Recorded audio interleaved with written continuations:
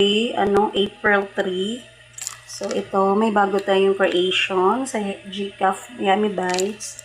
So, yung natin ice cup is strawberry na lang yung natirang flavor at ilang peraso na lang din. So, 6 cups na lang yung natira.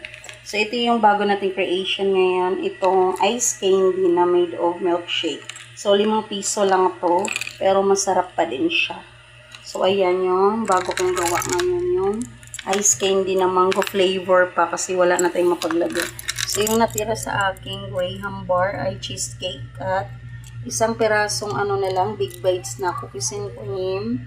5 perasong, ang kakapal niya kasi, 5 perasong cheesecake. So, paubos na yung cheesecake. Ang gagawa ko lang yan.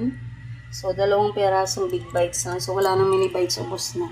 So, yan lang. So, gagawa na lang ako. Tapos, yung, ginawa ko kagabi na Magnum, another batch, is ilang peraso na lang. Ang daming bumili kaninang Magnum ice candy. Magnum ice candy talaga yun kasi it's not made of ice cream. Kinaubusan ako ng ice cream powder. So, gagawa ako today tonight ng Graham, Oreo. Graham matcha Oreo ang gagawin ko for my Graham bar. So, sabay na rin yung matcha flavor ng ating ice cream. So, yan lang, update. So, pwede kayong magpa-deliver guys. Pwede kayong